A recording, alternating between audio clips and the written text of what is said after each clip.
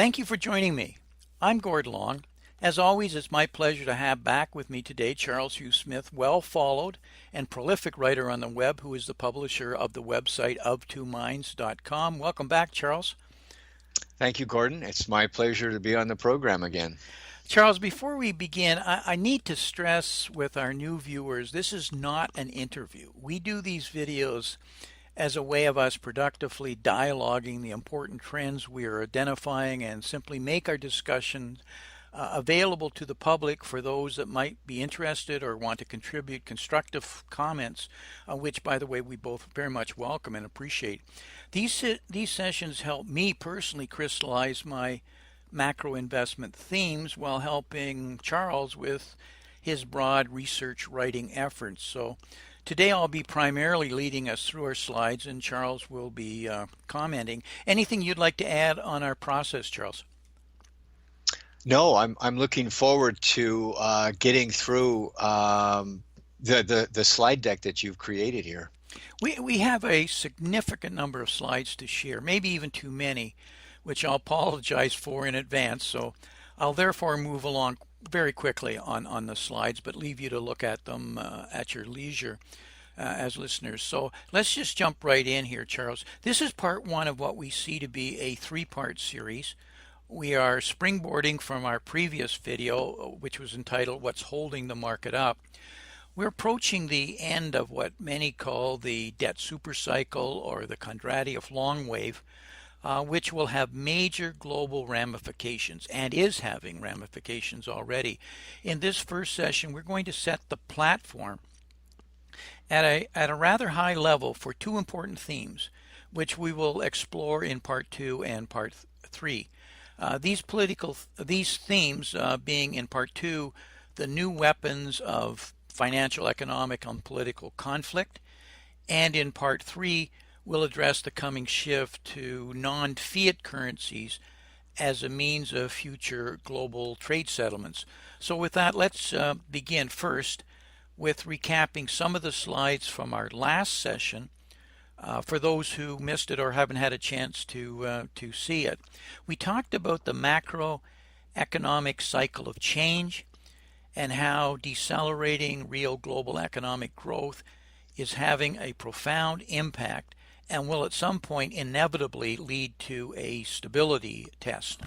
The powers to be are trapped from policies of unsound money, which has led to the impairment of capitalism and the creation of creditism, or what you, Charles, have often written about as the financialization of the economy, of the global economy.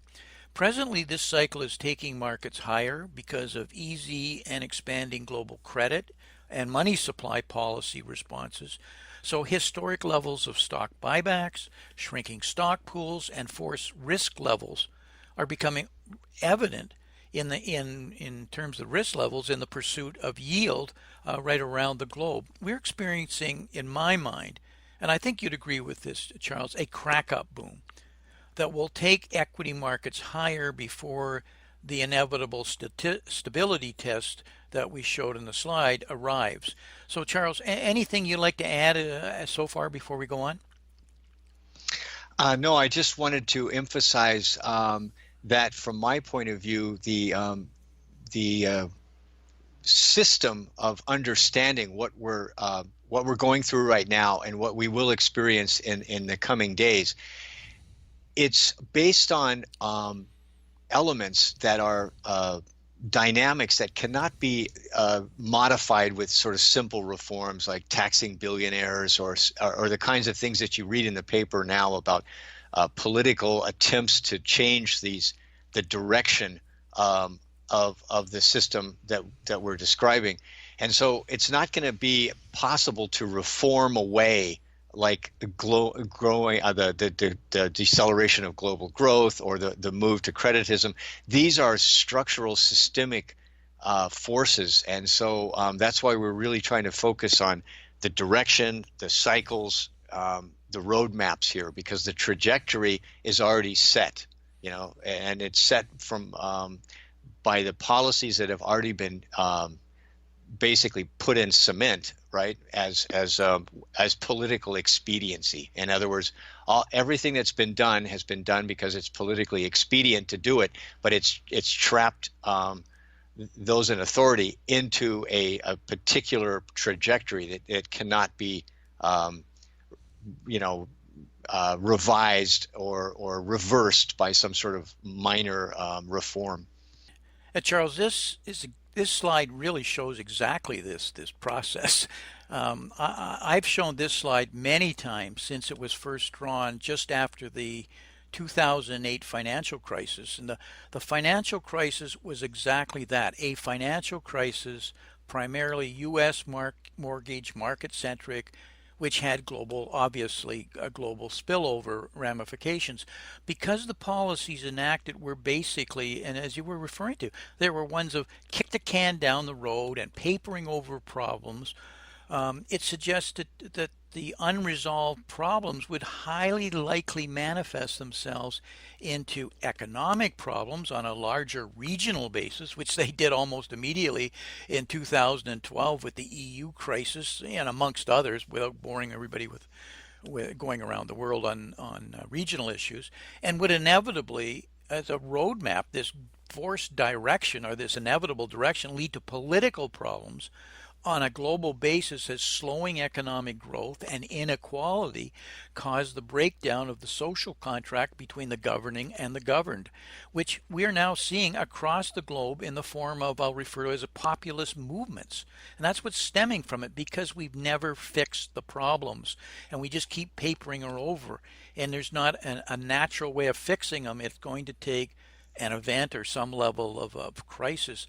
But to keep the global economy from imploding, we've resorted to economic policies that a decade ago we would have considered heresy, like quantitative easing. I didn't, in the 2005, I would have just said impossible, not so. But the future suggests we haven't seen, in my mind, anything yet. We're likely to see QE for the people, NERP and MMT.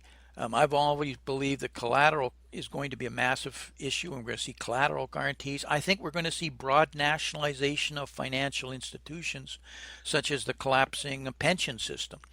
I mean, it's almost preordained now. And these policies, and we talked about this, I think, 2 years, the policies are going to get more and more bizarre. I think when we did our themes for 2017, Charles. But additionally, when the powers to be get in trouble, they resort to cheat. I'll call it cheating, but or what is seen as changing the rules, regulations, or laws if so needed. And that's what few investors actually plan for, and are always unexpected. But they should be expected. That's what's in front of us and the ramifications of it. And I think I mentioned in our last show, Charles, we in the 2008, everybody's forgot we got rid of mark to market. And because the banks were allowed to do that, because adjusting to a collapsing market was going to bankrupt the banks. So we said, no, you got a temporary, you don't have to mark to market. We call it mark to fantasy. And here we are a decade later, and they never changed it back. So how good are the banks' books? No wonder we just had a repo chaos and nobody trusts the other banks, because nobody trusts their books. I mean, that's just a fact. Comments on that, Charles? Yeah, only that the direction that we're talking about is you cannot change, you can't fix what's broken by doing more of what's failed, and that's basically what powers that be are doing, right? In other words, there's over indebtedness, so you create more credit, and then you have to lower interest rates to zero in order for people to maintain the illusion of solvency. And so on. And so, as you say, and the point of our discussion here is, this is building up conflicts that cannot be redressed by the normal political process. And Charles, and they're going to be forced, because into change. They're going to have no choice. But by force, we'll talk about a little later what form that'll take, because too many long cycles are all converging with the end of this debt super cycle.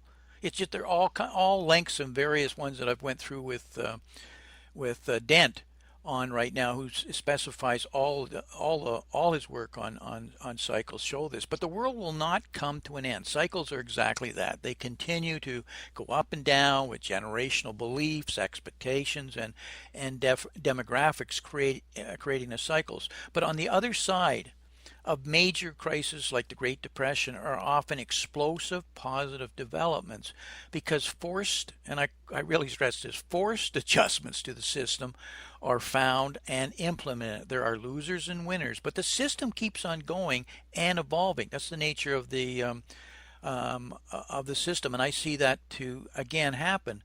But the Great Depression was not a pleasant time for a lot of people, and the Second World War certainly wasn't. But the 50s and the 60s and most of the 70s, well, for that matter, even up to today, has been a spectacular period to be alive on the in the face of the earth in most of the developed countries. Any comments so far, Charles, on that?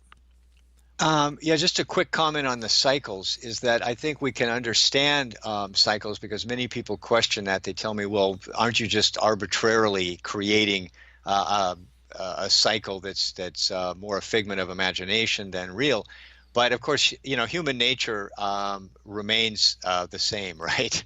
And what happens is what worked in the past really well in the boost phase of a cycle, then it's our default setting to keep doing more of what worked in the past, even when it's failing dramatically in the present. And so that leads to a crisis where we're finally forced to adapt and evolve to changing conditions. But we do not choose that that uncertainty and that sort of riskiness as a default setting. So we really have to be forced, and that's what happens in cycles. Yeah, it's the human condition. It's just not in our nature in large bodies to plan and agree. It's always an event or happenstance that takes control. Now, this is where things actually, Charles, to me, this is where things now start to get really interesting. And our research, we see three big events or forces that are in front of us. One, the point where there's an economic downturn and central banks simply can't cut interest rates further and their asset purchases cease being effective. I'm not putting a time frame on it, but that's coming. That's almost a given. We just don't know when. Two, when rising inequality sparks extreme conflicts between the rich and poor. I think we're starting to see that. And three, the battle for global domination between the rising power of China and the incumbent world power of the U.S. We're moving from a unipolar world to a multipolar world, and everything that entails that, including who's going to police the world and who's going to step in, because in many ways the United States has been the policeman for the world. But these are a given. They're going to happen. It's going to be how are we going to react to them? And I mentioned earlier unresolved problems, and they lead to a bad cocktail mix. And this chart here is really a form of that one I showed you earlier that since 2008. And they lead to conflicts in various forms, as that chart said, financially, economically, and politically. And we can expect forms of currency wars, which we're seeing, trade wars, capital wars, cyber disruption wars, military wars, to use the word war. But it's conflict, and that conflicts themselves are going to take a whole different sets of forms. And the one that jumps to my mind right off the bat is we're using sanctions now to instill force U.S. policy abroad. But that's nothing more than conflict or a tool that we're forcing into the system. So it's going to be a scary situation in my mind over the next decade. The technology and increasing use of artificial intelligence, increasing productivity will substantially increase, without question. This again is directional. The wealth gap, the job gap, and the ideological conflicts within countries. We're classically in the late stages of the long-term debt cycle when central banks' powers to ease in order to reverse an economic downturn it's just coming to an end because, and there's three reasons in this. And I heard A leading hedge fund spelled it out this way, and he said there are three. Uh, Monetary policy, that is the ability to lower interest rate, doesn't work effectively because interest rates get so low that lowering them enough to stimulate growth simply doesn't work well. And Lacey Hunt can show you this in gory detail economically, and I went through that with him. But second, monetary policy, again, printing money and buying financial assets, such as quantitative easing, no, doesn't work well because that doesn't produce adequate credit in the real economy as distinct from credit growth to leverage up investment assets. So there's a pushing on the string that creates the need for, and that's the third one here, a monetary large budget deficits and monetizing of them, which is problematic, especially in a highly politicized and undisciplined environment. Again, this is directionally a guarantee, and these are going to be the results of it. We just don't quite know when and what would trigger it becoming a crisis or a catalyst for change. But central bank policies will push short-term and long-term real and nominal interest rates very low and print money to buy financial assets because they will need to set short-term interest rates as low as possible due to the large debt and other obligations. Example, pensions, a massive problem today.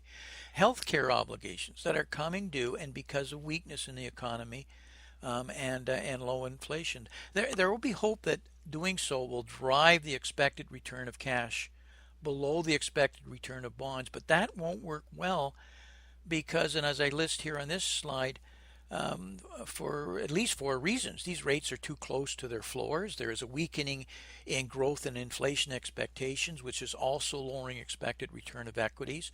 Real rates need to go very low because of large debt and other obligations coming due. Just to finance the government debt, it's going to have to get to zero, or we're going to countries are just going to start implode. The purchase of financial assets by central banks stays in the hands of investors rather than trickles down to most of the economies, which worsens the wealth gap and the populist political responses. Given these are facts that are happening. Comments on any of this so far, Charles? Yeah, I'm really pleased that you put together these last 5 or 6 slides because they really encapsulate the core dynamics that we're talking about here, which is all the policies that you describe here have worked in the past. In other words, when there was a slowdown in the economy and a recession, then the central bank would lower interest rates and do other monetary stimulus, and then the economy would start growing organically again by itself, right? And then if there was wealth inequality, then you could manipulate the tax rates and then solve the problem politically. None of those things is working anymore, and yet we keep trying the same things. And what they're doing is they're actually creating instability, that's systemic, that's structural.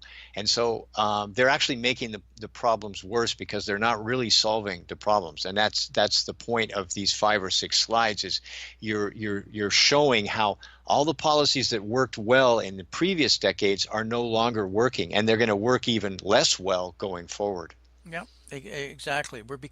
Our system is becoming so fragile that something's going to snap. And that's why the very first slide talked about cycle of change. There's an inevitable test that has to come to ensure that the system is stable before we can continue to advance. As anything, it's human nature. It's like 3 steps forward, 1 step back to test the stability. We haven't really tested the new globalized world and economy. And anytime we thought we were getting a test, we've cheated, changed the rules, papered something over, and bought more time, or come out with some dramatically different policy like quantitative easing. That can only go on so long. We are and will witness advanced financial repression. Charles, as you know, I've co-founded the Financial Repression website well over 5 years ago, because of what we saw in the way of macroprudential policies of financial repression to try and keep this thing glued together. But It was just right at the beginnings of what I see still in front of us. This has happened at a time when investors have become increasingly leveraged, long due to the low interest rates and their increased liquidity. And as a result, we see the market driving down short-term rates while central banks are also turning more towards long-term rates and yield curve controls, just as they did from the late 1930s through most of the 1940s. We have been through this before. This is a roadmap that politicians are going to fall right into it, and it goes back to the early 20s if you really study it, through to the Second World War, all with different forms. But it is a roadmap because it's part of the demographic cycles of learning from previous generations. Except this time, it's change on steroids steroids rather, because of the magnitude of the debt cycle that we're in, and because everything is based on fiat currencies. There is no value in money other than the perception, and that perception can change. And this chart, I think, is just excellent, in because we've been through this cycle since the Romans clipped the coins of what happens when you start to cheat on the currency. And I'm showing here in red where we're still got a long ways to go before it collapses in terms of fiat currency reset. But we're clearly just marching through. If you read the details here, you can see what the next steps are inevitably going to be. But the distortion of today's excess asset prices will require, as you said, a systemic reset to fix. And it's going to be either by a deflationary event that destroys the malinvestment that's out there, or an inflationary event that destroys the currency. And the operative word in that is actually event, which needs to be considered as rather an event, but maybe it's a period or a set of pressures, but they're coming due. And here's what I find really significant when the more I think about it, or both happen concurrently, that we get deflationary pressures destroying price and goods and leverage and therefore collapsing financial asset values, or we get inflationary pressures on services, and we did a whole show on that, right, Charles, of the magnitude of it, which ends up destroying the currencies. And why that's a possibility is because the world is really, we have developed economies today that are primarily now service economies, and we have all the developing economies are primarily industrial producing or goods or raw materials economies. They have different pressures. So the world can have different sets of problems, and we can have both deflationary and inflationary pressures. So, kind of trying to wrap this up, Charles, we have four directional expectations as represented here on this chart. It's kind of summarizing what we've been going through. But where it's leading, and it's going to be to part two and part three, is clearly the forms of conflict are going to be really, really important for investors in recognizing them for what they are and being able to take advantage of them. And if not for investors, for all of us, in allowing us to plan our lives and protect our families going forward. And we'll explore those in part three. Charles, I moved pretty quickly through the slides. Any comments here? I just wanted to mention that the direction that you're talking about, and the fact that there will be a reset as a necessary restabilization of an unstable system. I think we all have to be alert to the dynamic that you've been describing today, which is the conflicts cannot be resolved, or the problems cannot be resolved with the tools that are being applied to these problems today, right? And so everything is kind of being glued together to maintain the illusion of stability, but that illusion will crack very suddenly. And so and this is what we have to be alert for, is that the surface stability can appear to be permanent, right? But because we haven't really solved the issues, we haven't really reworked the system, then we're going to get breaks in the stability, and those are very, as we know from studies, in history and also in systems analysis, these breaks can be very sudden. Destabilization can occur very quickly, and so that's what we're trying to help people with here, is to prepare for the possibility of extremely rapid destabilization. I remember years ago listening to a business executive who was asked about his company having went bankrupt and describing it. And he says, well, it went bankrupt very, very slowly, then all at once. And that's kind of how it happens. There are symptoms, and then you kind of react to the symptoms, but you don't. And it goes on, and it seems all right, and then but you got a little fragility in the system. But we keep papering it over, and it goes on. But you never know when it's actually going to crack. But once it cracks, it's too late. You can't run like a dam. You can't outrun the water, and you can't guess at it. But because you know it's inevitable, you can start to prepare well in advance. And as we'll point out in a second part, the crack is going to come out of conflict. It's like wars. We're not predicting a war, but that is a possibility. But wars are always triggered by some insignificant event, like the First World War is a classic example. Some obscure prince is shot in the Balkans, and the next thing we got the entire world in trenches in throughout Europe fighting a war. But it just happens and it escalates. And when you get tensions like we have on so many fronts, whether financial, economic, political, all within the social contract of inequality on all fronts, and people are unhappy, really frustrated and angry. I turn on the TV, I'm watching what's going on in Hong Kong. I see what's going on with Brexit trying to leave. I watch the U.S. political system. I see the level of strife that I haven't seen in my lifetime. And it'll go on for a while, but something will trigger. And then all of a sudden, events will force the changes. And that's not to be scared. It says that's the only way we'll get ourselves back on track. But it'll be an ugly period of time, no doubt. And this is not unusual. All the years man has lived on this earth, it's always been this way. It's nothing new, just the form of strife. Nobody in the Roman Empire ever believed it would collapse, right, Charles? But it did. The Dark Ages happened, but we came out from them.